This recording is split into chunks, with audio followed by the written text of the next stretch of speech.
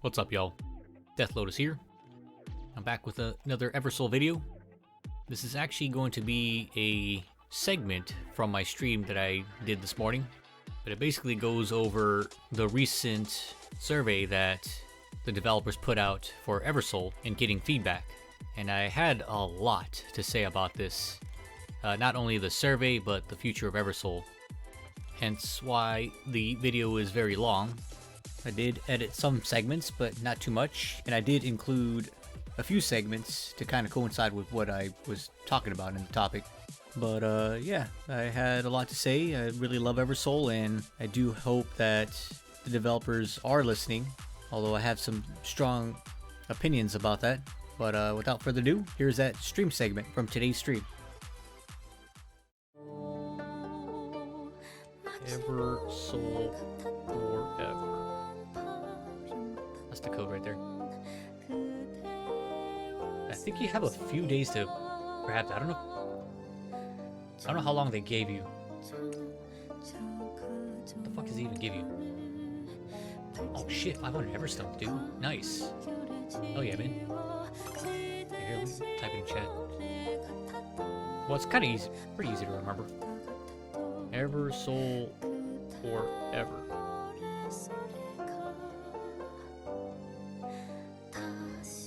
That's it. Get 500 Everstones for doing that. So yeah, there's that survey.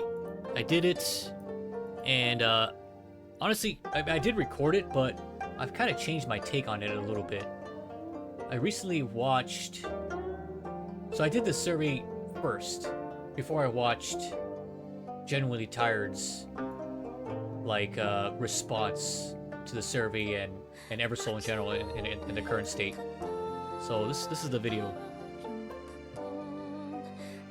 Genuinely Tired is another content creator for Eversoul. EOS fucking Dallard, you little bitch. Get the fuck out of here, Dallard. Yeah, so he's a content creator for Eversoul, and he goes into like his thoughts of the current state of the global version of Eversoul and the Korean version of Eversoul. And he's got some pretty good points, and that's what I'm saying, like, it's a pretty good watch. Because it definitely changed my perspective. He talks about like how all the stuff coincidentally happened just before the end of the year, and then how things are changing now, like during the beginning of the year for us here in global, and what to expect from Kakao as a publisher. But here's a video that I recorded. So I did this yesterday, and again I did it before I watched that video, and I'll mention when my thoughts changed. So it tells you, please rate your overall satisfaction with Eversoul. I think I gave it a fucking 2. I'm not satisfied at all with the game right now, man. Oh, I gave it a 3. Rate the satisfaction with recent events. Anniversary, special event, mini Valentine's event. I'm not too satisfied with that either. It's a lot of the same shit. Different coat of paint. Have you played the Valentine's Day event? Operation Challenge Test Mode? Yes, I did. This one I actually really liked. So, let me pause here. What they're talking about is in the Valentine's event, there was this challenge mode that they implemented. So it was not only the 15 stage progression, but also the event raid, and then this challenge mode. And that challenge mode was actually pretty sick. I really liked it. And you know, the sad thing was I wasn't able to beat the last one, dude. I was supposed to jump back in the game and finish it, but I was caught up doing something else. I think I was doing Kana's review, and I completely fucking forgot, dude. I completely forgot, and so by the time I remembered, it was already like past the daily reset. So I missed finishing the 9th stage or the 7th stage of that challenge. I was like, fuck, man. Oh well. So yeah, that's what I mean by that.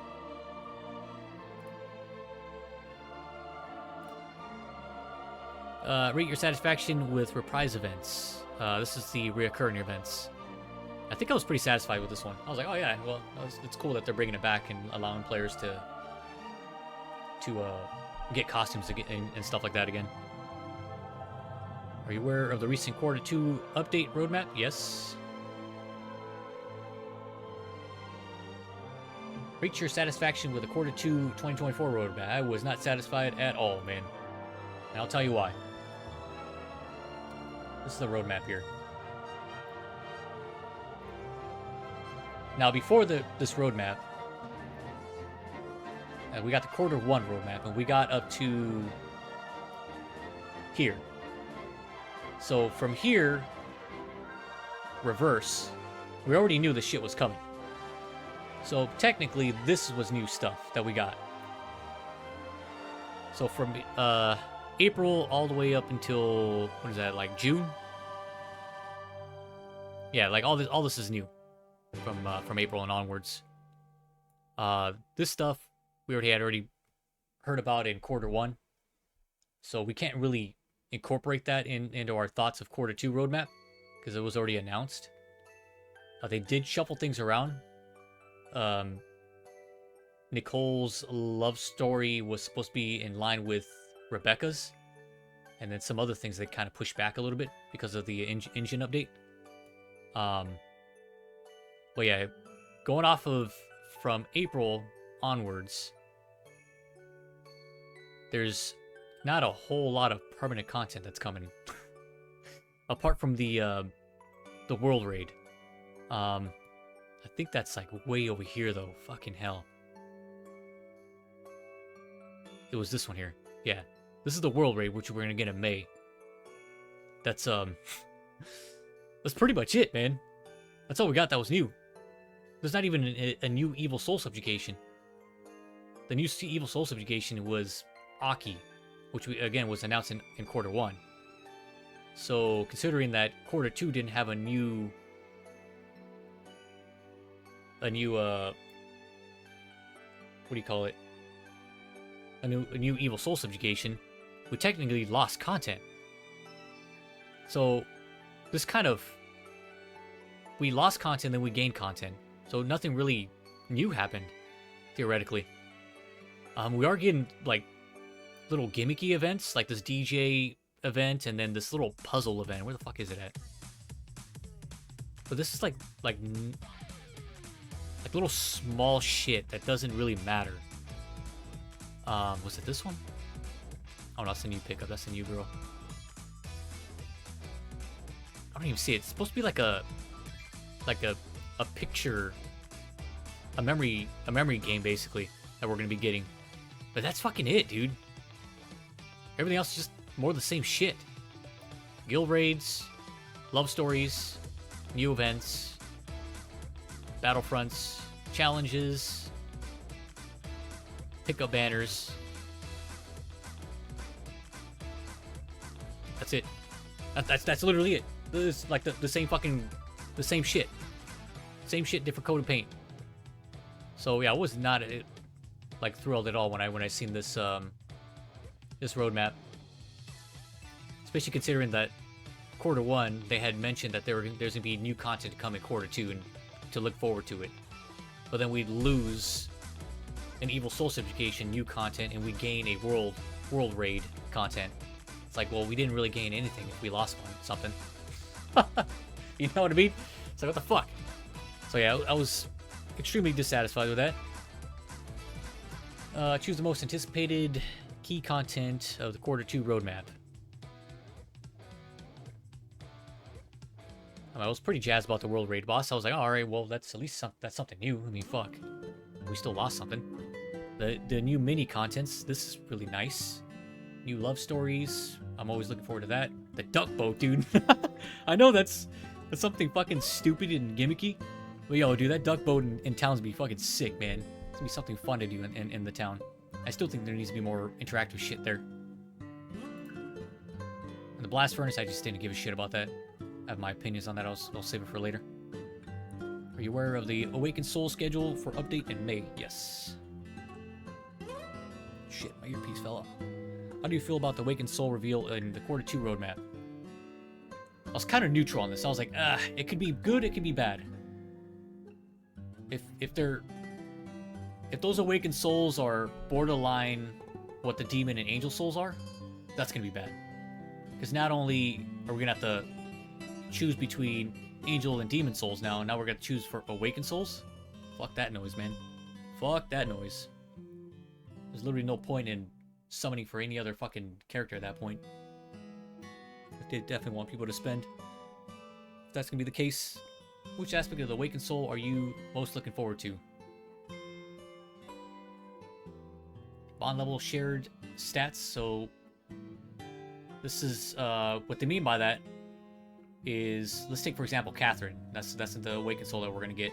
If you have your Catherine's bond level raised to like 20, the Awakened Soul's bond level is also gonna be level 20. So they're also gonna get those same stats. So that's really convenient and nice.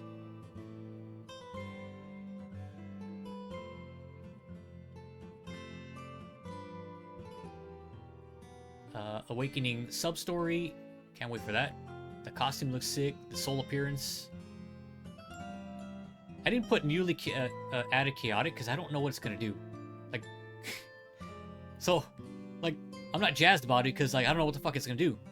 If it adds, like, crit damage or something, then that'd be pretty sick, and I'd be, you know, ecstatic about it, but I don't know what the fuck the chaotic type does. Do you plan to keep playing Eversoul regularly? This is a big one. Oof.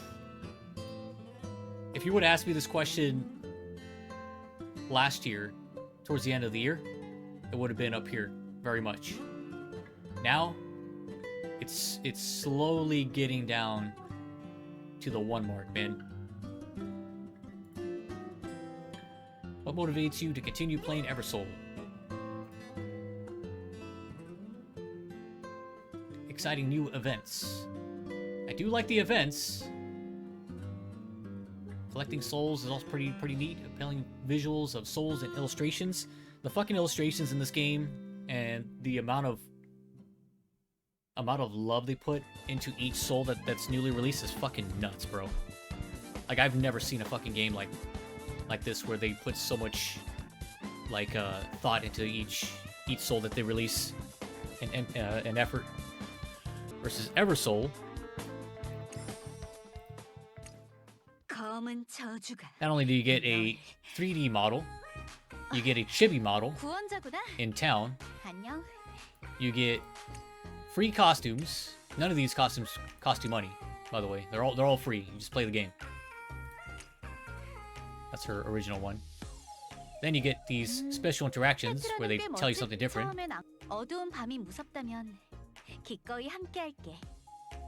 Every soul has a different one. It's all unique. They got a special. They get a special like upper portion touch feature. Some souls have 2 of them. Lizalot only has 1, unfortunately. And then there's these little details here. There's peer reviews of what the other souls say about them. There's like lore on the side here. There's a main attack and an ultimate animation for each soul that comes out, all unique.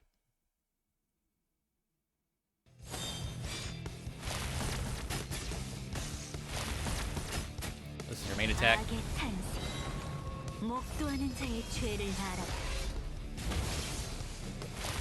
Ultimate.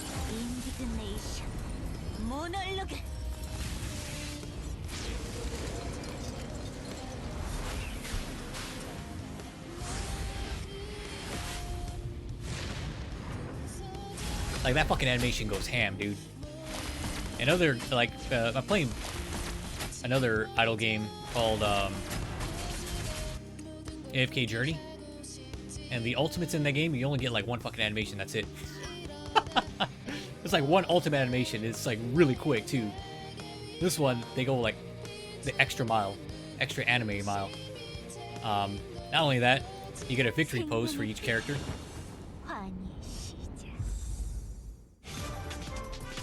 All random.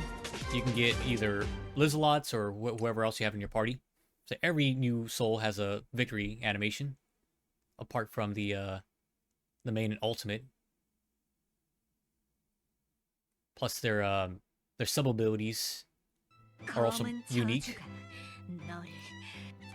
Then, I'm not even fucking done. You think I'm done with how unique each character is in this fucking game. No, it goes even further, man. Each new soul who has a love story gets their own unique OST. This is Garnet's. This is the character I just played right now, which is Lizelot. Let's see, we'll look at someone more current. This is Kana's. Yeah, this is a new soul that just came out. This was the previous soul. This is Tasha. She actually got 2 of them. Lucky her. But the folks who are behind the music in Eversoul are fucking nuts, dude. They go ham on the OSTs. They're actually like really good. And it fits like most of them fit like the theme that they're going with, and this is the recent love story with Renee. So anyways, yeah. Every soul has their own unique OST. What else is there? I guess the artifacts. The artifacts, they have their own little lore representation.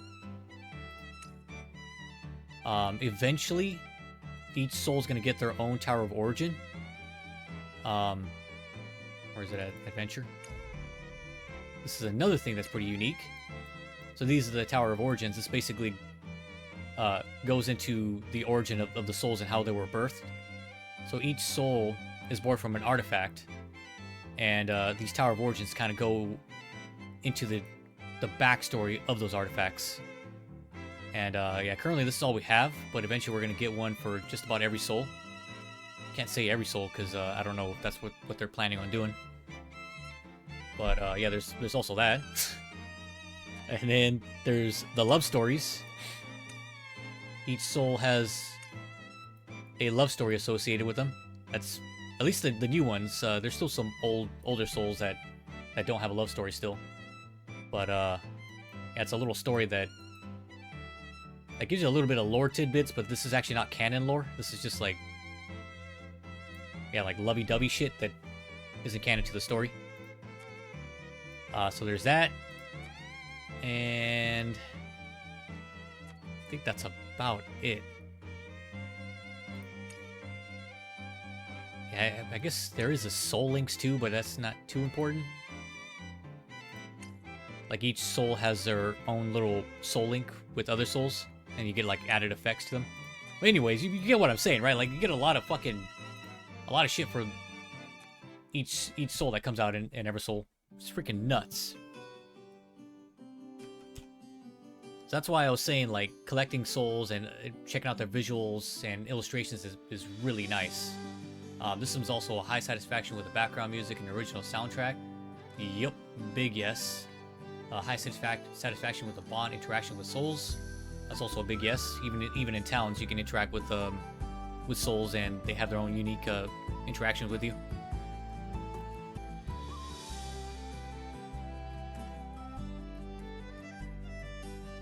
Let's see, I think right here, I was going to put lack of interest in other games, but then I was like, no, you know what, I am interested in playing other games.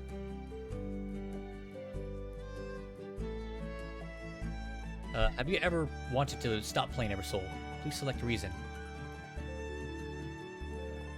Oh no, if you have ever wanted to stop playing Eversoul.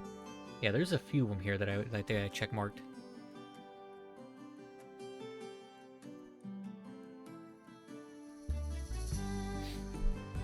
And this one, I don't think it's difficult to level souls. I think it's difficult to enhance keepsakes because of the gold tied with it.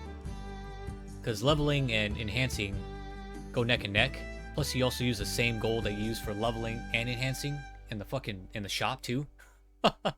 So you burn through gold like really quick.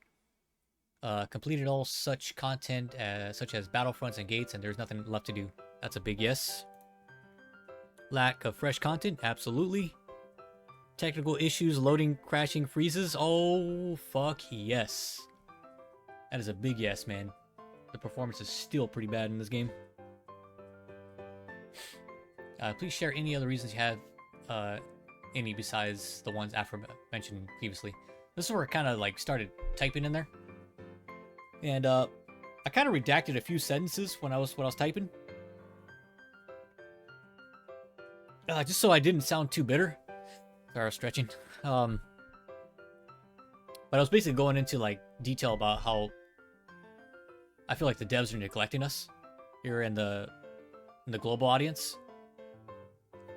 And again, I want to preface that this is how I felt before I watched Genuinely Tired's video. Now I feel a little different about it, because I do feel that Cacao Games actually does have a bit of like a strong arm to it. I think they are influencing the Eversoul devs to put more or less interest in the global audience. Because clearly they're just making more money in Korea, man. At the end of the day, that's just what's happening. But I mean, that's just what's to be expected when you don't put any effort into advertising your fucking game. If you don't advertise your game, what do you fucking expect? But anyways, let me skip through here because I kind of redacted a lot of my dialogue here. Let's see what I say here. The devs are neglecting and ignore the NA global version. Not much communication in Discord. YouTube page no longer being supported. Changes that most of the community did not find an issue with, like undead skin tone changes. What else did I say? Yeah, I looked on Discord and Reddit about the skin tones in Eversoul.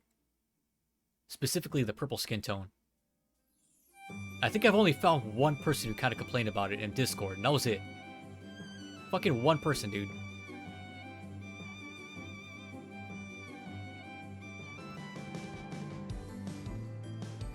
Another one that I had issue with was souls visiting town every event being removed. That was bullshit. What else did I put in there? Some alterations to Soul Office that don't fit the lore or aesthetic of some souls, like I had said Xiaolian. Here, let me skip forward here. Nicole, Kana, and I think that was it. Let's see. I really like this game and the effort put into each soul when released, but being treated like a second-class citizen has me very upset.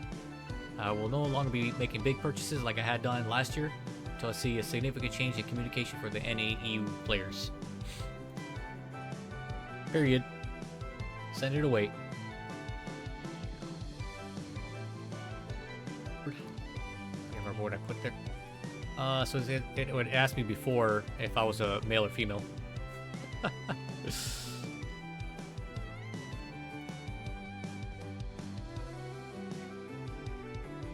Okay. Please select your age group. 31 to 35. Please select all the social media channels you mainly use. I did Discord, YouTube, and I sometimes do visit Reddit, but I'm not like, I never chat on there. That's what I ended up putting. Which platforms do you mainly use for playing Eversoul?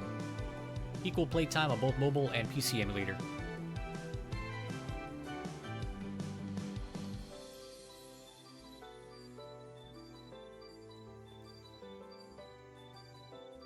When do you usually play Eversoul? So I do it right after waking up or right before going to bed. How many? Let's see, hold on. How many games, including Eversoul, do you currently play? 3. And then this is where it tells me to list some games. I put AFK Journey, Snowbreak, and then I had put Eclipse, but then I put in that I had stopped playing that game already.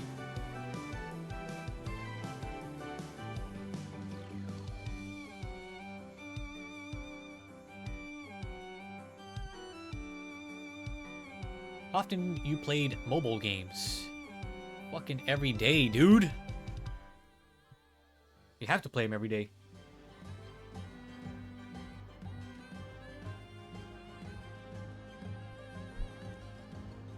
What is your average daily playtime for mobile games? About 3 to 4 hours. How often have you played PC games? Every day. Pretty sure I clicked that. Have you played console games? I think I was gonna put did not play, but I just put less than 1 day per week. Less than 30 minutes. I think I did that one. Oh no, I did 30 minutes. How do you use your gaming-related community? How do you use gaming-related communities?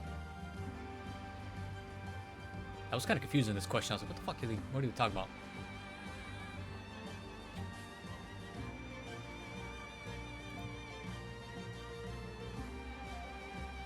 Select all experiences you've had in the past 3 months. I didn't understand what they mean by ACG songs, vocaloid songs, but I'm thinking they're talking about like foreign songs and stuff like that. It says, which mobile game are you looking forward to? I was gonna say Wuthering Waves, but honestly, I don't think I'm gonna be playing that game. I'm not gonna have time.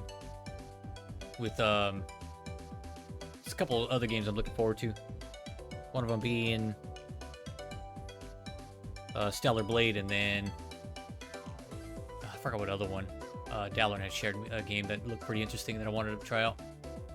But yeah, I ended up putting none. I was like, not really looking forward to anything else. Please explain why you're looking for the games you mentioned. So it had told me like the games I had mentioned, but I'm thinking about like games that I'm looking forward to.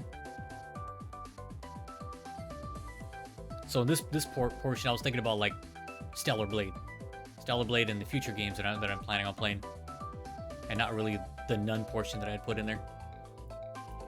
Anyways, says last, if you have any suggestions or feedback about Eversoul, please feel free to share. This is kind of where I went a little ham on it. I had said, I have so much to say, but I will not waste my time. Considering that we, the global audience, are being neglected, I look forward to better communication and hope to stay with Eversoul. So I kind of redacted it a few times just because I needed to kind of elaborate how I felt. So I said, I will not waste my time as I feel it falls on deaf ears.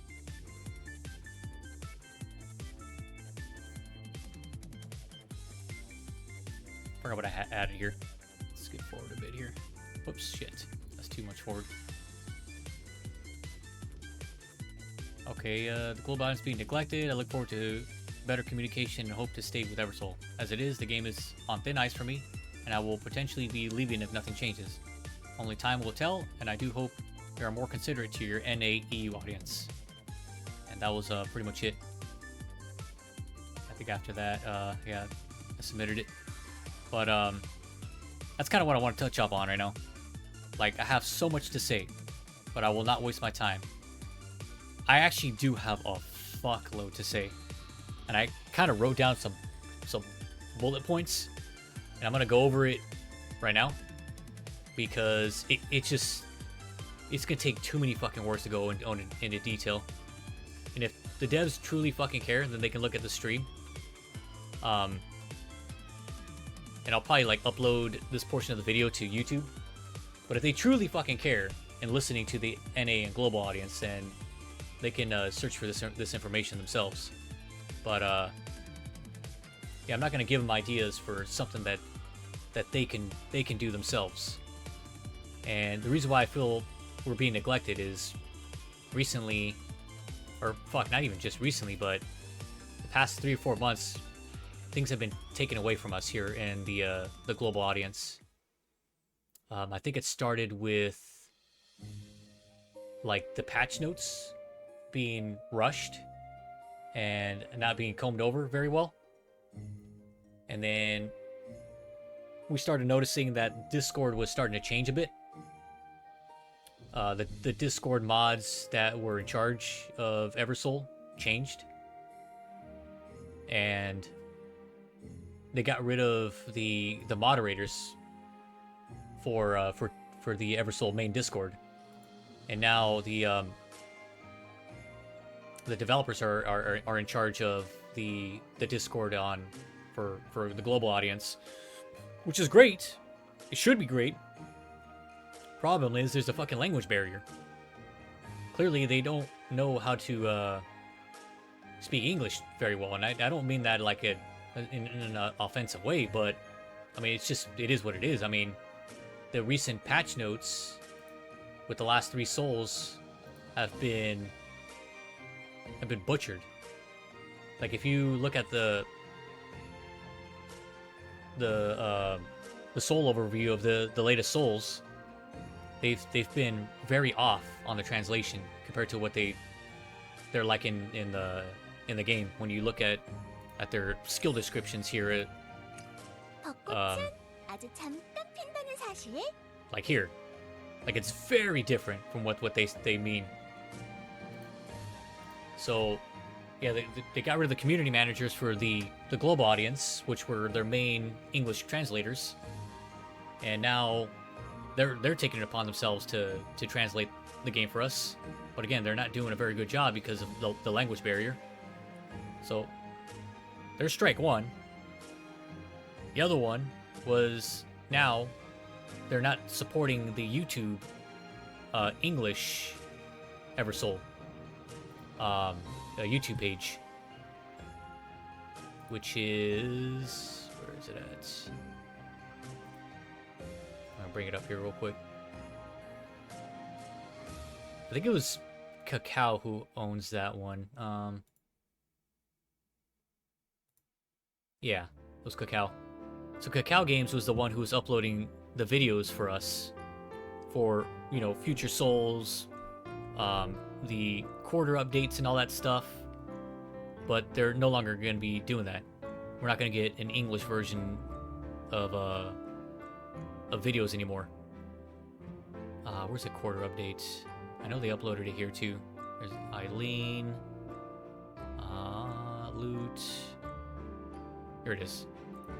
Quarter 4 roadmap. So this is what we got. We had gotten a nice little like snippet of what to expect in English. We're not gonna get this anymore. Like all these English text here, all this shit, all this translated to English, it's gone. Done for. We're not gonna be viewing shit like this over here now.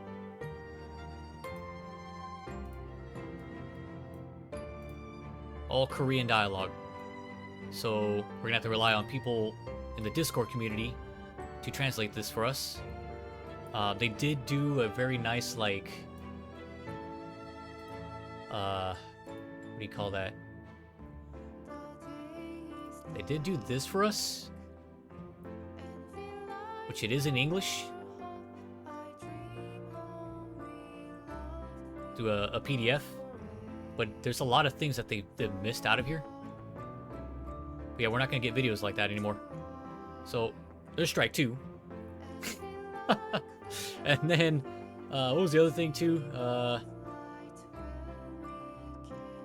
They're not gonna upload videos for us, and now we have to get our information from the Korean YouTube page. Now the nice thing, they did add in subtitles for us, English subtitles, but still, it's still a far cry from what it used to be.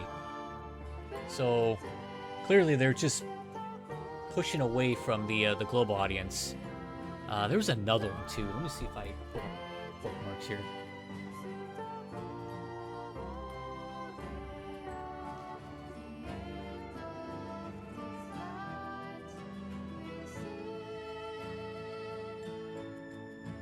Yeah, no, I didn't write it down. But there was something else that they did to the global audience that didn't really sit well with Minnie. And it's just, again, it's them pushing back against the global audience. And that's why when I did that survey, I felt the way I felt. I was like, well, you're not even fucking listening to us anyways, and plus you're pushing away from the global audience, you know, month by month. So why should I waste my time writing my thoughts on something that's probably be glossed over? So that's how I felt. But then again, with Genuinely Tired's, you know, whole video, you know, kind of influencing my thoughts to be like, oh, okay, well, maybe it has to do with Cacao Games. Maybe Cacao Games is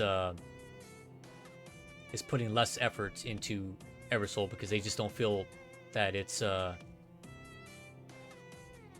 monetizable for them, you know, and that's why they're putting the advertisement and whatnot on there, which is a pretty stupid idea because this game's fucking amazing.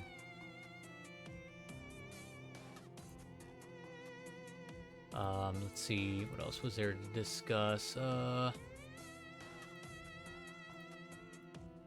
Yeah, so on my thoughts for Eversoul, and this is the thing that I was saying, that there's so much for me to go over. There's a lot of things that they can do for not only global audience, but maybe even like the Koreans. But some of the standout things that I think they should work on is subtitles in the game. So there's specific portions of the game like this. When you go to the profile page, what the fuck is Aki saying? I don't know what the hell she's saying. If I go to Lizalot,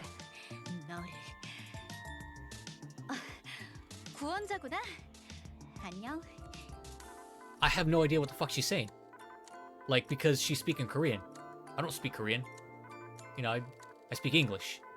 And they can translate, they know how to translate things into English, but they're not doing it for like these type of scenarios here. So I think if they add subtitles, either like fucking, I don't know, here, up here, somewhere where it's obviously not, you know, covering the screen and stuff, that'd be nice. Like a little chat bubble like this here. Like a chat bubble like that would be amazing as soon as you interact with a soul when you switch to their page. So that way we understand what they're actually saying when you select them. And it's not just there. I think it's even the keepsakes too. You put it on a new keepsake.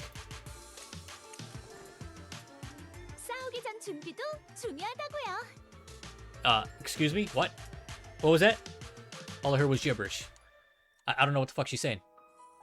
So, yeah, stuff like that. Like adding subtitles in specific parts where it's only like Korean voiced. There needs to be a little bit more context, and it's not just there. Hold up, it's not just there. It's also the Ascension too.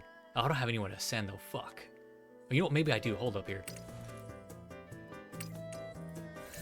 Top of the car and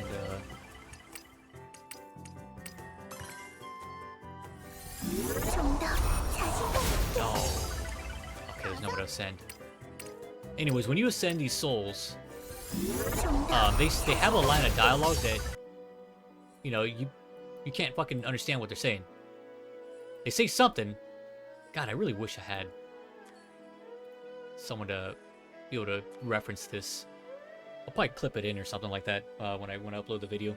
Anyways, yeah, they say something when you ascend them, and you upgrade their grades, and yeah, that also needs to be translated. The other one was the victory pose. Whenever you win a battle. Let's see, battle simulator.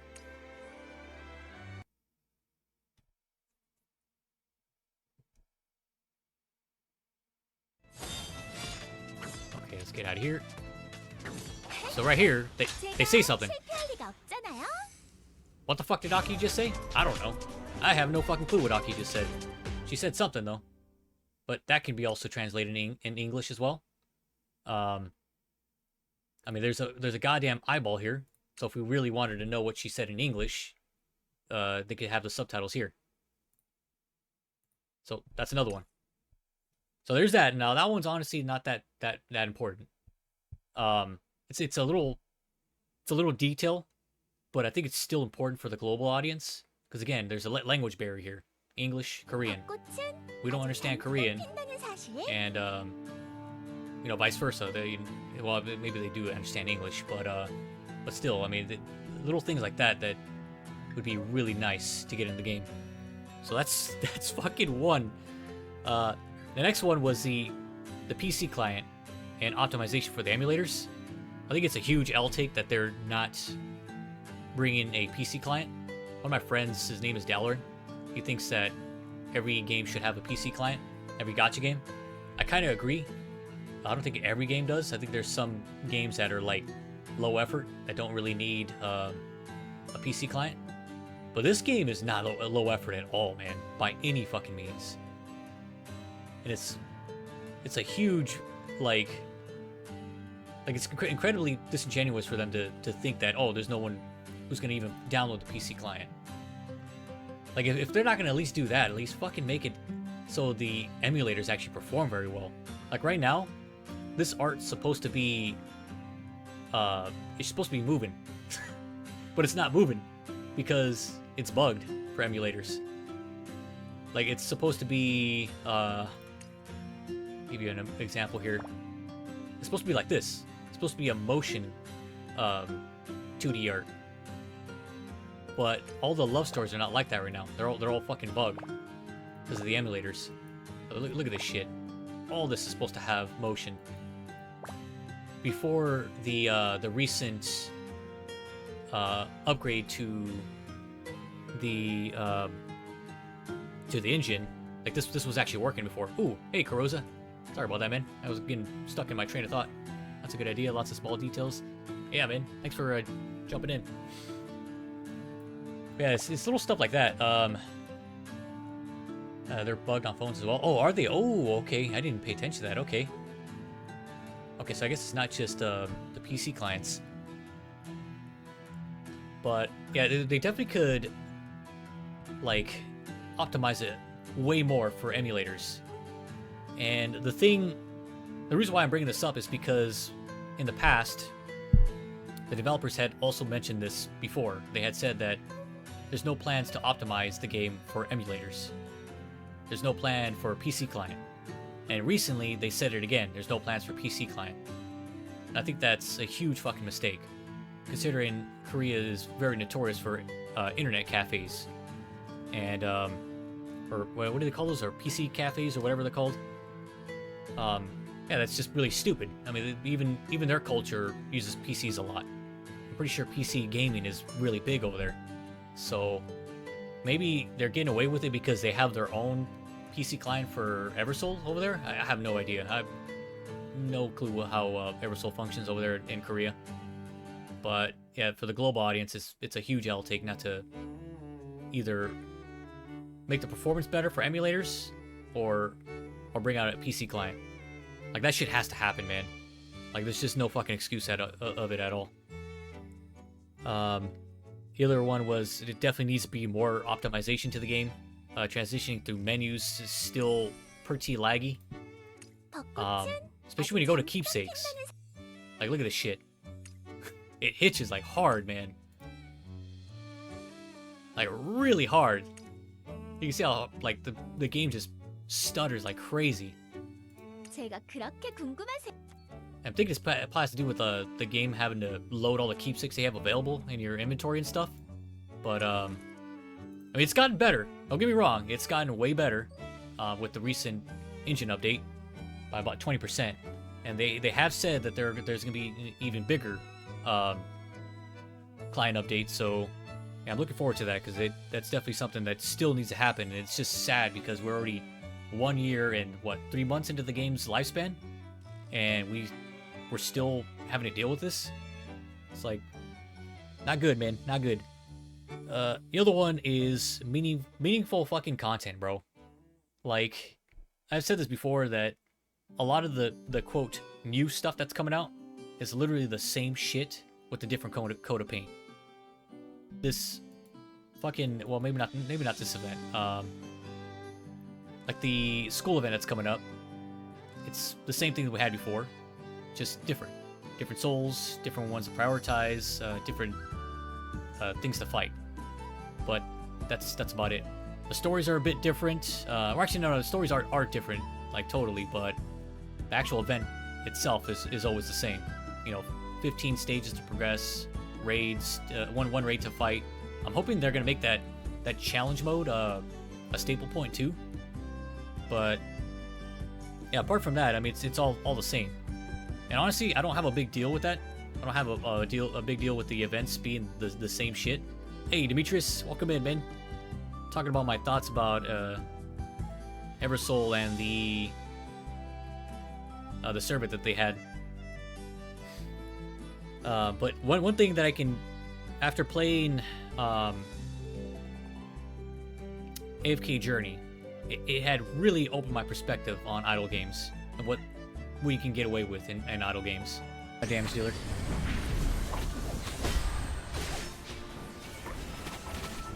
Yep, she's dead. Yeah, this party formation is shit, dude. So these walls are like the big issue here. I can't shoot over them, and then they give you only like so little room to work with. I can't even move anyone over here. If I could move someone here, I could bunch everyone up in the back over here. Fucking Christ. We're gonna try this here. It's the only other thing I have left to think about.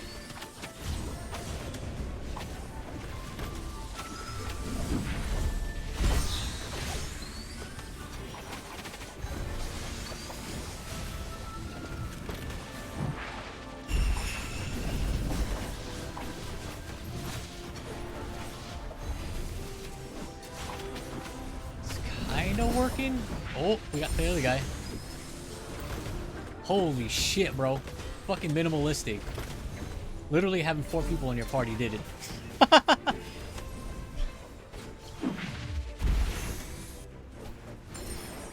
Fucking amazing. Another victory. I guess it makes sense because of how like narrow it is. I don't know if you've seen that, but they had trouble like traversing through the narrow paths there.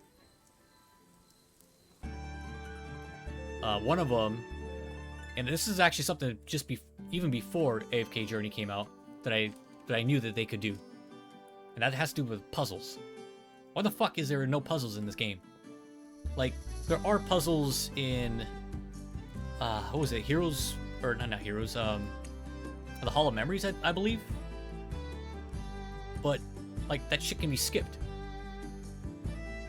Like if they can make like puzzles, like new puzzles every month, and make it so it's like a weekly thing, and randomized, it'd be fucking amazing. Like do like 2 or 3 puzzles a week. The puzzles can include like jigsaw puzzles. It can include like they had announced in the Q2 announcement, like a match this color or match the same picture type deal. That's another one. A platform puzzle. They could implement something like that.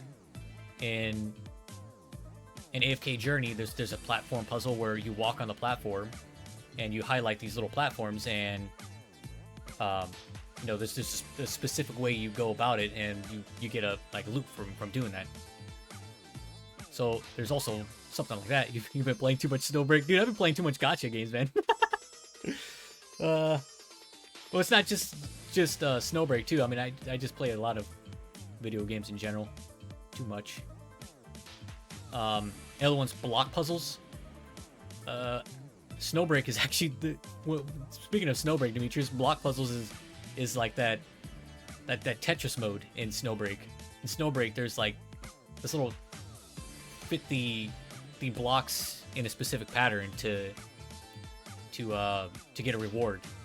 So like in Tetris, you got those L shapes, you got the long shapes, you got square shapes, like a Z shape and stuff like that.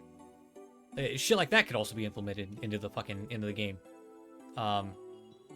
Yeah, so I mean, they can get away with doing some kind of puzzle thing and make that like a weekly deal, and that's new content that people can be doing, and add something to the game that's new. The other one is an adventure mode, and this I actually brought it back. I was looking all over the place. I was like, where the fuck did I see that they were gonna do an adventure mode? I finally found it, man. Actually, I'm using Genuinely Tired stream for this. They had announced something like this a long fucking time ago, but we never got it. Monsterville. This is a new content in the form of a side-scrolling action game. This is a week-long mini-event. The playable soul is restricted to nameless. Enemies will destroy your armor when they hit you. And if you take another hit after your armor is destroyed, you will die. Various stage clear rewards and ranking rewards are available, coming early in December. Again, this was announced in Q4. So they were working on something like that. But we never got this. And we're already into Q2 almost. So what the fuck happened? This got like pushed back or something. So they were clearly working on something like this. But yeah, something like this, or like oh, look at that, the thing got frozen.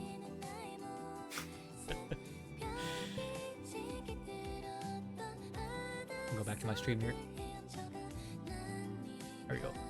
Yeah, like an adventure mode, side scroller, or even like a top-down type deal. Like, we know that they can do it. I mean, if you go into town, we have chibi characters that we can move around and in a 3D space, so they can do some form of like adventure mode with the chibi characters. So yeah, that's something else. The other thing too is I really think that these battlefronts and all these states progressions really they gotta change up. Like, how long are we gonna be fighting 5 fucking souls that we've been fighting for a very long time? Like, I think we're gotten to the point where we fought every single party formation that they could ever make. So maybe every like 5 stages, make these quote elite / boss stages actual boss stages. And I had mentioned this like 6 or 7 months ago. I think these boss stages should actually be bosses. Like in AFK Journey, the boss stages are not characters. They're actual, like, unique bosses. Like, big bosses. And they can range from being, like, 2 or 3 of them, or maybe just even 1 of them. Yeah, like, we can't be fucking doing this all the time, man. Like, fighting 5 souls every single goddamn time with every single new content that they bring out. Like, make it something new. New enemies to deal with that aren't souls. Like, we have this shit in the Battlefront. Oh wait, we have that same shit in the challenges. Here they are, 5 souls, fun. We've got it in the dual gates. We've got it in the fucking Hall of Memories, Dimensional Labyrinth. The Hall of Memories, we do get some of the generic enemies, but yeah, they're just generic enemies from like the beginning of the game. We deal with it in Champs Arena, Evil Soul Subjugation's pretty unique. Tower of Origin, same shit. 5 souls, gotta defeat them. Alliance, Operation Eden Alliance, same shit. Gate breakthroughs, all this, 5 stages, or 5 enemies, all souls. Like, come on, man. They're fucking creative enough to create something that's unique, you know? I mean, even if it's just like 6 or 7 new enemies to deal with for like the next 2 or 3 months, I don't give a fuck. As long as they build on it, keep building on new enemies, and over time we'll have maybe 15 enemies by the end of the year that are new and unique. Yeah, I mean that would be really nice, like an endless mode. Oh, endless mode would be pretty neat. I really like the challenger mode of Battlefront, but they barely release them. Yeah, the challenger mode is really sick. But yeah, like you said, they don't really release it too often. But I think the format that they have for it is decent enough, because I feel like if they do it, you know, any faster than that, it's not going to be really considered an idle game at that point. So they got to be kind of careful. So that's it for like meaningful content. Those are like the things that I can think of off the top of my head. I'm sure there's like other things that people have thought of. Let me think here. Oh, actually, the other thing too that could also go hand in hand with what I had mentioned, with the puzzles, the adventure mode, you know, changing the souls and all, or the enemies. If they could make like a daily or a weekly that gives you like keepsake currency, or even like artifact currency, that would be sick. Like, all these new game modes could give you that stuff, because that's something that people have been begging for a long time, man. We really need another way to farm keepsakes. I think so far it's been the challenge mode and just doing your dailies, and because of the guild raids and all that. And that's about it, man. That's all we have. The problem is that all this shit is still random. If they can make it so you get a specific keepsake, and if it takes you like 2 weeks to get it, so be it. Fuck it. It takes 2 weeks to get a specific keepsake. At least it's something, man. And it's not randomized like all this other shit. The other thing too is the artifact currency, man. Artifact currency is a pain in the ass to get. You either gotta save up your artifact tickets and summon in that way. So you either summon through here and get the a randomized artifact from the pool here, or you do the where is it at? The Tower of Origin. But the problem with the Tower of Origin is only for those specific souls. So if you're trying to get like Otoha's artifact currency, and you do Jiho's Tower of Origin, you're only gonna get or not Jiho, Hunglan's. I always fucking call Hunglan Jiho. I don't know why. I keep doing that shit. So like, for example, yeah, if you do Hunglan's Tower of Origin, you'll only get Hunglan's artifact currency. And obviously there's like not many here. So far we got Talia, Mephi, Jacqueline, Hunglan, Lindsay, Ayame, Nicole, Violet, Adrian, Jade, Chloe, Prim, and Lizalot. So there's a lot more other souls that you would want to focus your artifact spending on. So some other way to get artifacts, man. That would be really nice. Oh yeah, the other way too is the daily shop. I think it's here. This is through the Dimensional Labyrinth. This is great and all, but you only get fucking 10. And this is all random too. So if you're trying to focus on like Lizalot, you would have to wait for Lizalot's loot to pop up here. And fuck, you might not even get it for like weeks.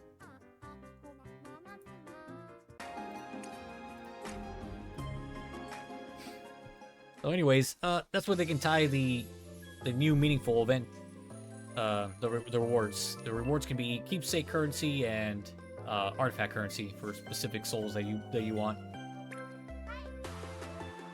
The other thing too is I think they need to stop wasting their fucking time on like non-issues. One of the non-issues was the skin tone of the undead. That was like the big one. There was a good portion of the global audience who was like, what the fuck? Why? And it was funny because soon after they did the changes, people's remarks were like, oh, what's the big deal with the change? But the counter argument to that is like, yeah, what is the big fucking deal with the changing their skin tone? It's like, there wasn't a deal with it. Now, I know for Koreans it was like kind of taboo, in that it's very taboo to like a corpse of sorts. So like when the characters were purple skin tone, it was very like odd for the Koreans because they thought of it like, I guess kind of like necrophilia, I guess you would say. But to me, it's just kind of odd that you would think that way. Like, it still doesn't change the fact that they're undead. Violet isn't undead. Like, just because she has a different skin tone doesn't change the fact that she's an undead. So, I don't fucking get it. The other thing, too, is if you're really that sentimental about a character being undead in a virtual fucking world, I think there's other problems. Like, that kind of thing I can understand when it comes to real life. Like someone who loves corpses and is in love with them, that is fucking weird. That is weird, and you know those people should be checked on. But this is a fucking video game. These are pixels. Like the skin tone being fucking purple. What's the big deal? Like I don't understand. I don't fucking get it. But the developers wasted their fucking time changing the undead skin tone to purple, or from purple to this color. Giving you guys a little bit of context. If you haven't played, or if you played Eversoul recently.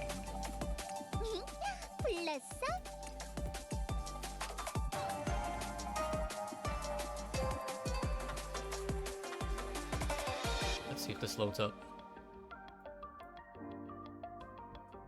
Okay, this is the way Prim used to look like. She was kind of like a bluish, purplish skin tone hue. And they changed it because apparently, yeah, like I said earlier, the Koreans just found it very weird. Because I guess they were in love with these souls. They were in love with these pixels that they found it weird to fall in love with the corpse body.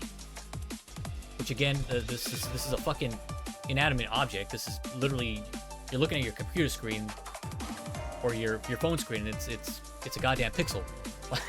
Like, what the fuck? So that was Prim before. Let me bring up Violet. Let me switch her back.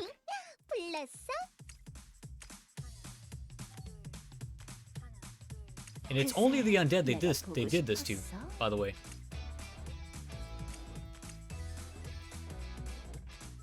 This is the way Violet used to look like. I think she looked fucking gorgeous before, man. Now she just looks, I don't know. She looks kind of bright. But she also had that purple skin tone hue. And it's funny to me because her fucking name is Violet.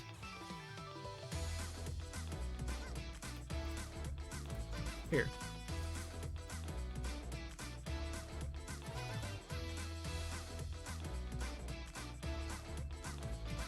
This is the color violet. This is the color violet of Violet. It just fucking fit her so well. What the fuck? But no, they had to listen to their Korean audience because I guess they were so thirsty for these characters that they wanted to fucking wed them and bed them or something like that. And they went out of the way to change their skin tone. Like, yeah, she looks great now, but like, she also looked great before. So they did that with Violet, they did that with Prim, they did it with Arusha. Eventually they're gonna do that with Nini. They're gonna do it with Jacqueline, which, God, I swear to God, man. They better leave my goddamn Jacqueline away. Jacqueline looks so fucking good already the way she is. But again, these are non-issues. These are things that just don't need to happen. Because at the end of the day, no matter if you change your skin tone, they're still fucking undead. Like, you're not gonna change the fact that they're undead. They are living corpses. So that's one of the non-issues. The other one too was Nicole did need a redesign but I just don't feel like this fits her very well anymore. I had mentioned this before. I feel like this is like for an upcoming like high elf sort of soul, but for a forest keeper, this outfit made sense. Now the thing is, they did allow us to keep this outfit, so there's no point in me bitching. I can literally just switch the fucking outfit and be good with this one here. There you go. Quit your bitching. You got the outfit from before, but I just feel like this new outfit should have fell more in line with what the Forest Keeper souls look like, which is Luane. She's a Forest Keeper. She's got bits of leaf, tree trunk, and moss. Arusha's another one. Same shit. Brown, greens, very earthy looking. Who was another Forest Keeper?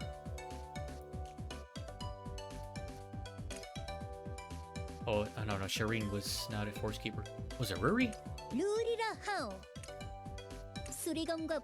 no, she's a troubleshooter. There was another one who's a Forest Keeper. I forgot who it was. But anyways, you can tell, like, they're very earthy looking. How the fuck is this a Forest Keeper? Like I said, for an upcoming soul that looked very high elf looking, sure. But for Nicole being a Forest Keeper, nah, this shit doesn't match. It just doesn't fucking match. Holy shit, man. I don't know what kind of tree trunk she got this fucking color from, or from what herb or berry that she smashed to make this dye. But yeah, this is definitely something that you buy from a fucking high-end shop or something. The other one was Xiaolian. This was one of the big ones I just hugely disagreed on. And they did it around the time where the game wasn't doing well in monetization. So they thought to themselves, oh well, if we just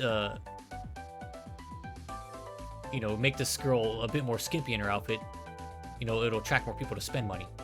Well, it turns out that month that they didn't do too well because no one didn't like her design, her character design, or not character design, but her skills. Her skills were very like hands-on, like you had to actually manual play Xiaolian.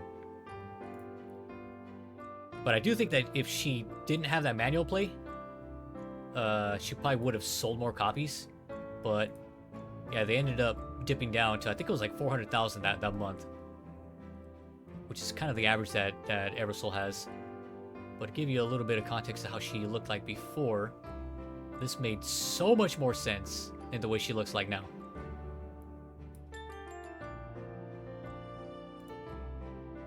So Xiaolian is a dumpling delivery service girl.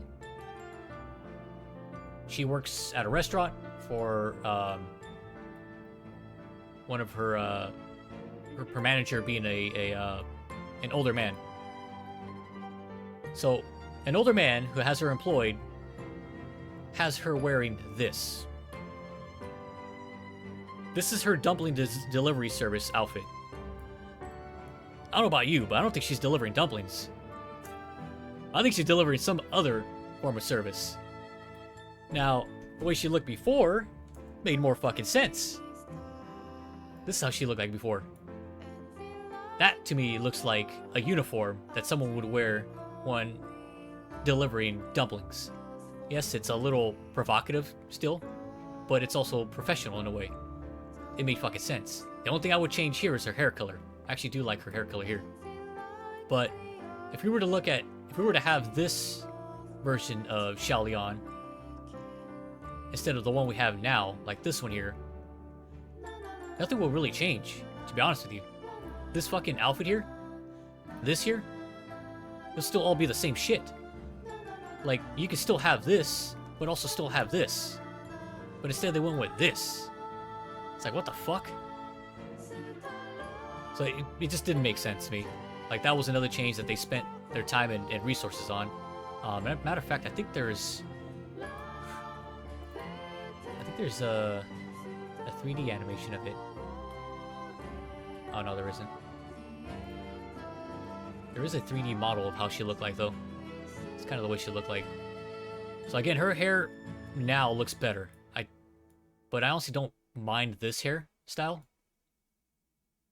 The pose is still the same. Everything's about the same. It's just, obviously, just the design had changed. So there was that. There was another non-issue. There was no problem with the outfit that she had before. But they changed it because, yeah, of course, they got to get the thirsty folks to buy in on it. The other one was, I guess, was Kana too, but honestly, Kana did make sense. I do like Kana's change. It's the way Kana used to look like before. But I still have strong feelings that they should have kept that keepsake or that artifact for someone else and not for the current Kana. And the current Kana should have had a different personality. That's the way Kana looks like now. Oops, coat costume here. But yeah, a lot of people really love this Kana. This Kana just didn't work, man. Like I know people really like this version of Kana, but for being in the Chillar Armed Corporation, this just didn't make sense. It would definitely make sense for someone in the future, but not the Kana currently. So that one I didn't have too much of a problem with, and then also Joanne too. Joanne also got a rework too. Oops, I closed the window down. Shit.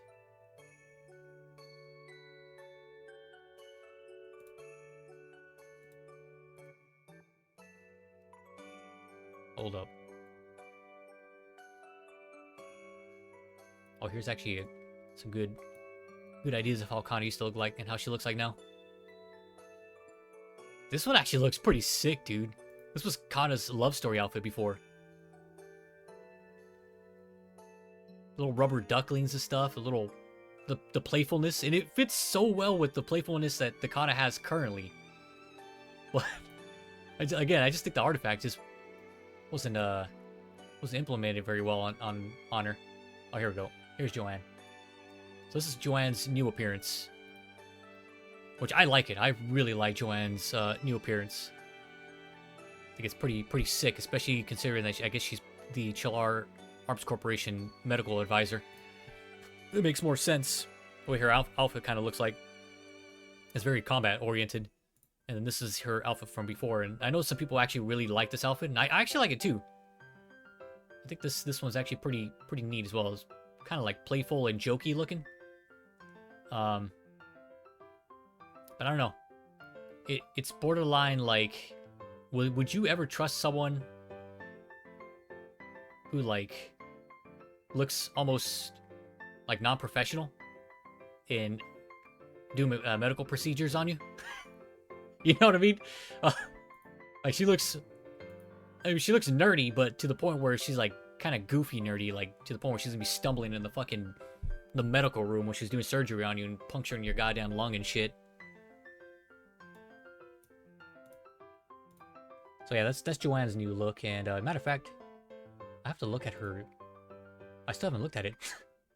I kind of seen a glimpse of it in the Q2 announcement, but I need to see her summoning video that they have for her. So anyways, that's more non-issues. Well, I mean, apart from Joanne's remake and Kana's, I think those two were actually warranted. But yeah, Xiao Lian, Nicole, and then the Undead were definitely something that they could have been using their resources somewhere else more important on. And the stuff that they could have worked on, that they didn't, because they were too busy appeasing their homeland and some taboo bullshit that doesn't change the fact that they're undead. Because they could have been working on the chibi outfits for the souls in town. Let me load in here real quick.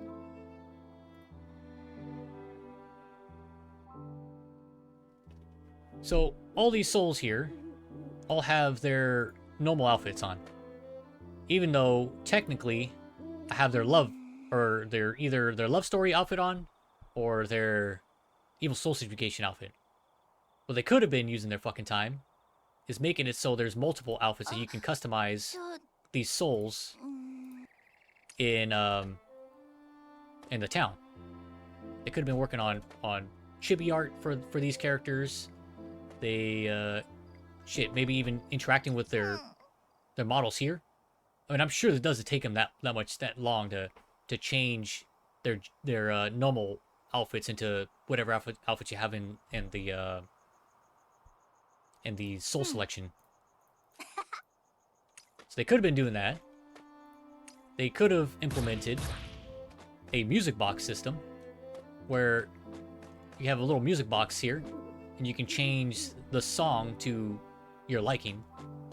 And so instead of hearing like the town music, you can put on like music that you like from like the 30 to 40 songs that they have in this game already. They got a lot of fucking music in this game, man. So having a little neat feature like that for players to be able to customize their ambient music would be fucking amazing in music box form. And if they want to take it an extra mile, they can make it so anyone who visits your town, whatever music you have selected in the music box plays for that soul or that player visiting.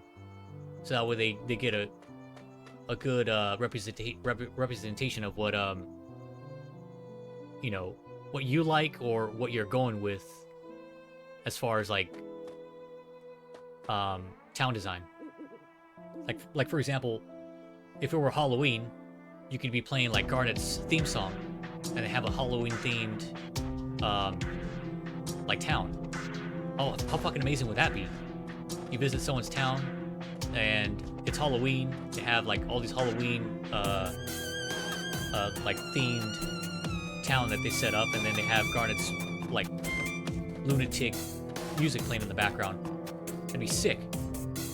Or the other way around, where you can have like Aki's like playful music and stuff, and then have a little cheerful town creation and stuff like that. So that's something they could have used their fucking time on, but no, they had to fix those undead skin tone changes. Which, by the way, over the course of the months after they changed it, there was like issues with them whenever they would post stuff on social media. They would still use the old portraits of the characters that they had. So Prib was like very notorious for this. I think when they announced Eversoul JP, they were using like the Prim's icons of the old, where she had like purple skin. So it's been an issue for them like to kind of keep up with the change. And even when you search like Prim on Google, it still shows you the old Prim, because most people are just accustomed to that. But anyways, being a dead horse with that one. What was the other one that had said that they could work on? Oh yeah, increases in the size of the town. Now in the recent like Q&A that they did a few days ago, they said they weren't going to do it. I think that's stupid as hell. Considering that every new event you get new furniture, how the fuck are you not going to increase the size of the town? If you keep adding new furniture, I mean, Jesus Christ, man. Like, as it is, the town is just too small for the building pieces. Like, look how fucking big these things are. Look at this shit. You can see how big this one is. You can see how big that one is. They take up like a huge real estate. And that's not even mentioning the special buildings. Holy shit, man. Check out these fucking buildings over here. Look how big this fucking... I had to actually put this thing in the middle of the schoolyard that I made, because I don't have fucking room. There's no room anywhere. And their excuse is, oh, well, get ready for the furnace system that's going to come out. That's not going to solve the problem. Yeah, I'm going to get rid of a bunch of trees that I have, but it still doesn't solve the problem that there's not a lot of space here. One of the big things that will save up a lot of fucking space, I've been saying this, is they need to make a goddamn checkmark system for these fucking structures here. This shit. These ponds, the the prayer stands and what was the other one? The gold statues. Like this shit, you have to have them on your plot of land, because you get these passive benefits. Like this one, you get mana crystal loot 1%, and so on and so forth. But they have to be there in order for you to get those benefits. Why? Why do they have to be there? Why not just make it so you click up here, make a tab here, click on passive building structures, click a little checkbox and be like, okay, I want this passive to proc, I want this passive, this passive, this passive. I want these 3 gold fountains to give me benefits, but I don't want to place them. Okay, there you go. Boom. Done. Now you get all the gold loot that you need, all the mana dust that you need, without having to place them out on the floor. That shit would save so much fucking space, man. If they're not going to implement a bigger town size, at least fucking do that, please. Like, holy shit, man. But I still think they do need to increase the town size, though, for sure. Like, open it up over here. Right here, man. It'd be perfect. What do you think about adding world chat? Oh, Carosa. That's what I was gonna get into, man. Yep. And that's, was that on my next list? No, that was towards the end. Yeah, sorry. It's because I have a little bulletin of, like things that kind of coincide with what I'm speaking. So, no, world chat, definitely. 100%, dude. I've already seen world chat being implemented very well in 2 games. And that was AFK Journey and Equal Calypse. So yeah, that's the time that they could have spent in implementing meaningful features that actually help with like making the game feel more alive and like more feel good in a way. The other one was the souls visiting. They had, I think 2 weeks ago, they had gotten rid of that. So when you go over here, these souls here, where are they at? Like the ones that are visiting from the event, what do they call those again? The rerun event. Before, you would be able to interact with them and get bond points from them, and it helped with this fucking very grindy system they got in the game right now, which is the bond levels. I don't mind how grindy it is. I didn't mind it up until they removed more and more bond leveling features. Like, just to give you a bit of context, this shit has been around for about 6 months now, and I've gotten 1 soul level 40 in 6 months. So this means another 5 or so months, I'm going to get Eileen maxed out. Another 5 or 6 months, I'm going to get Yuria maxed out. A year and a half to get 3 of these fucking characters maxed out. Holy shit.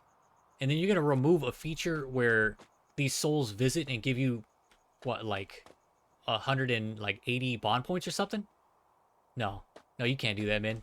If you're going to do that shit, you're going to have to put in a fucking event on the weekly rotation where you get bond points, or more bond points from doing your outings and stuff. Like, currently we have that. We have an event where you get double the bond points from doing your soul outings. That shit needs to get implemented into the monthly rotation of the 2x rewards and stuff, if they're going to be removing shit like that. So they took it out, but then recently through that Q&A they just had, they said they're going to re-implement it, but it's only going to be for a week. No, make it until the duration that the event is happening, because you can't just fucking take something out that's already incredibly grindy. Like, fucking half a year to get this character to level 40, and then you're releasing souls every month? What the fuck? How do you expect people to max these bond levels out? Are we gonna be playing for like 20 fucking years? Clearly, this game's not gonna survive that long.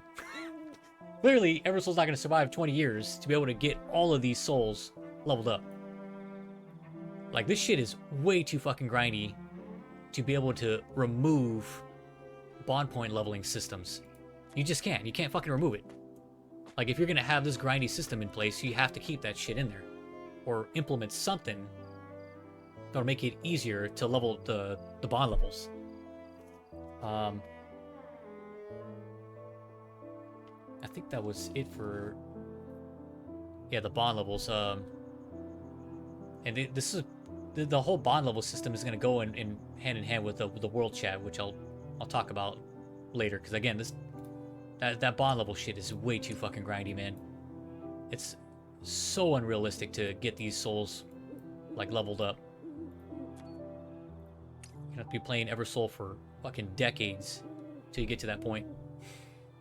So, anyways, that's stuff that they could have been using their time and resources on to make meaningful changes to like fluff pieces of sorts, instead of changing the skin tone of specific souls and whatnot.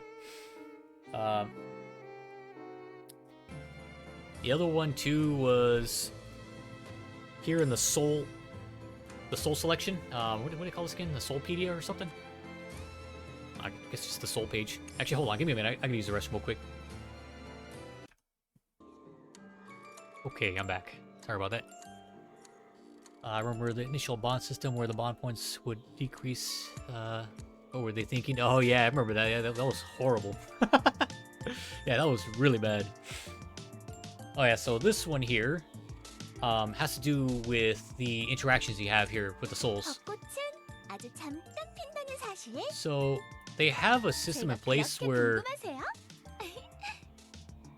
you can touch the soul, and well, I guess you can't do it here, but it's kind of an awkward spot because I don't know why they have it in the profile, because you can't touch them here. They won't do anything. They need to change this and move it like over here somewhere, because here's where you can touch them.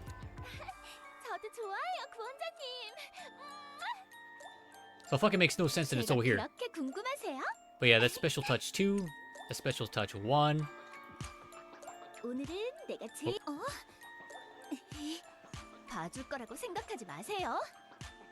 So not every soul has this, but special touch 1 is like the initial touch phase. But once you get that soul's love story, I think it's if you get it to true ending, or maybe when you have it maxed out, you get the special touch 2 unlocked. And then yeah, that makes it so they're more playful towards you. But they have a feature already like that in the game. Now they have to implement it a little bit better though. But the other thing that they need to add is a choice selection for dialogue. So have maybe special touch 1 and 2 here, and then just below it have like a drop down menu saying like, oh, soul dialogue 1, 2, 3, 4, 5, and then at the bottom it's like special interaction or something like that. So there's 2 special interactions, or technically 3 now, but there's this one, and then there's this one here. Oh, perfect. Yeah, that was on cue. That was perfect. Okay, that's the other interaction. The problem with that is you have to fish for this shit. You have to fish for the dialogue that you're looking for. You have to fish for that other interaction. So you can get unlucky and keep pressing here, and this doesn't happen for like a while. So instead of fishing for it, why not just make a fucking drop-down menu and say, okay, here's dialogue 1, 2, 3, 4, 5, 6, so on and so forth. And then yeah, obviously move the button over here. I just think it just makes more sense here than you know, over there, where it's at in the profile page.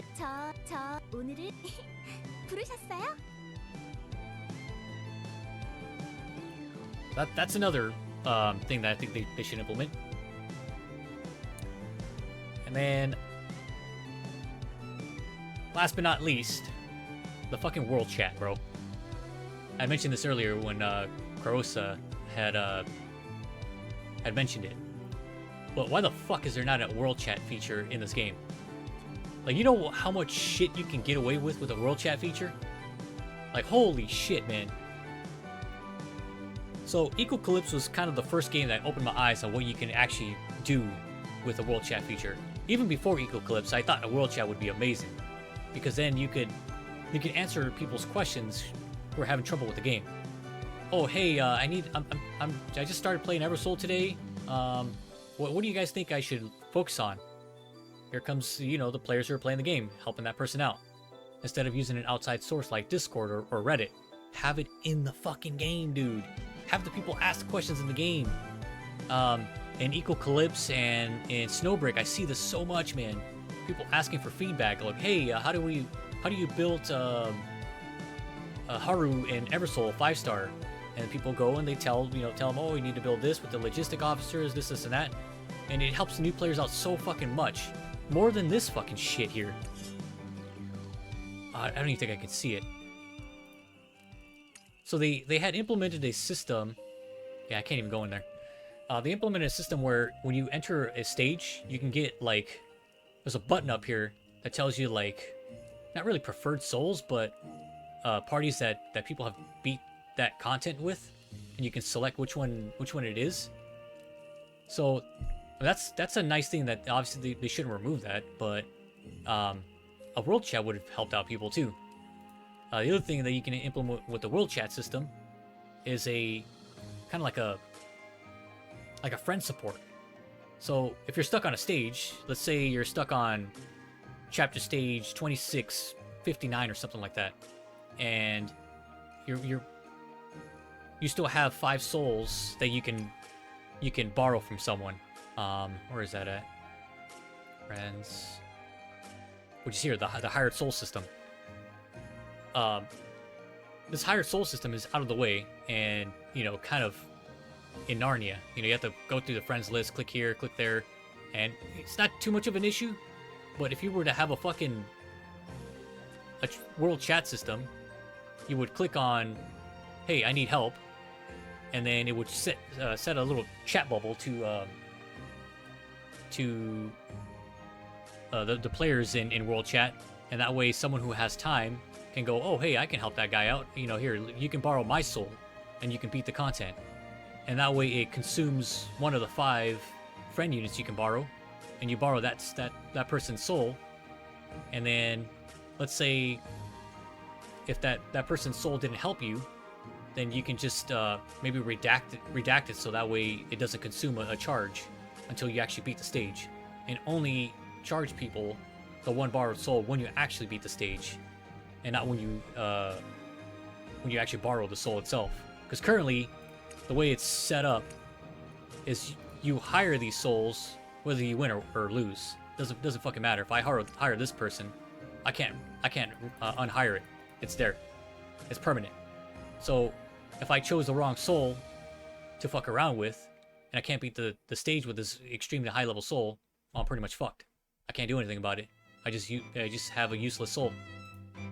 Well, if you charge people after the fact, after they beat the stage, then you don't have to worry about shit like that where you use a chance like that. So that's one. The other one too is you can also have it so not only can you borrow souls from folks and you get 5 a day, but you can also set up a system where AFK Journey has something like this where someone can you can send a request on the world chat, and then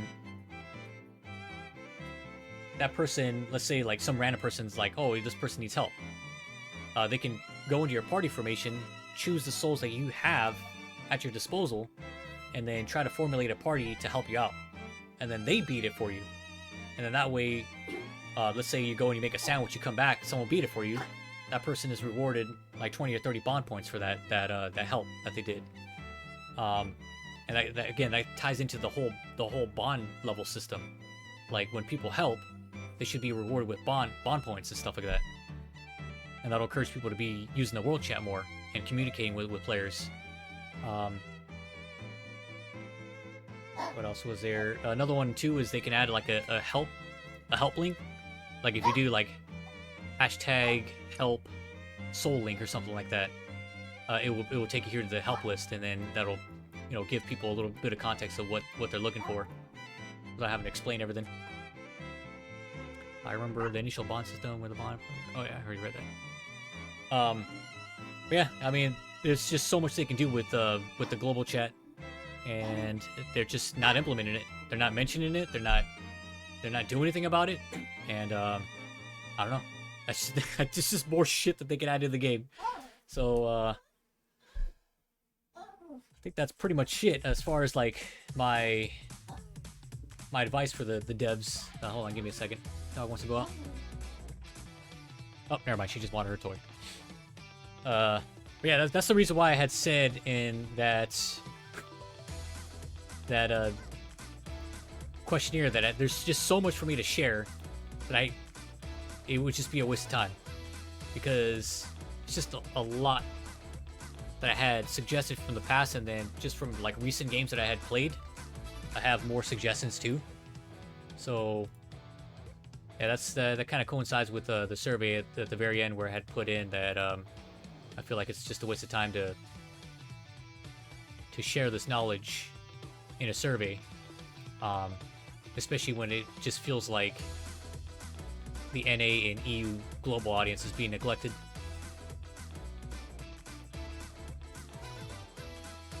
But close this out here.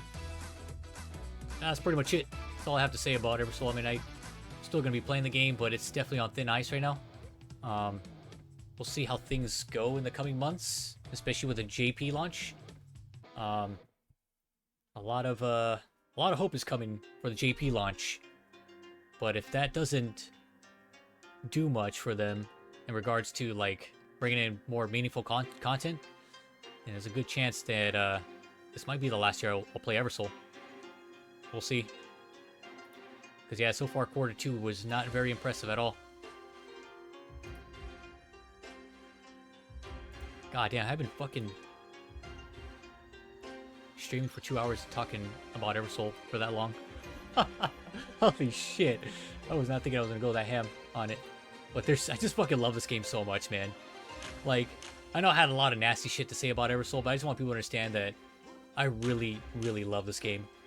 Like, I've been playing it for a year and some months, and I just have a lot of like concerns with it, feedback, and like I'm pretty passionate about this game. But it just feels like not a lot has been done that's been meaningful. Like little tiny things have been done that does help out, but I just feel like more can be done, and they've just been using too much of their time on shit that really isn't much of an issue. But we're gonna be checking out Joanne's debut here. She's gonna be coming out later on tonight.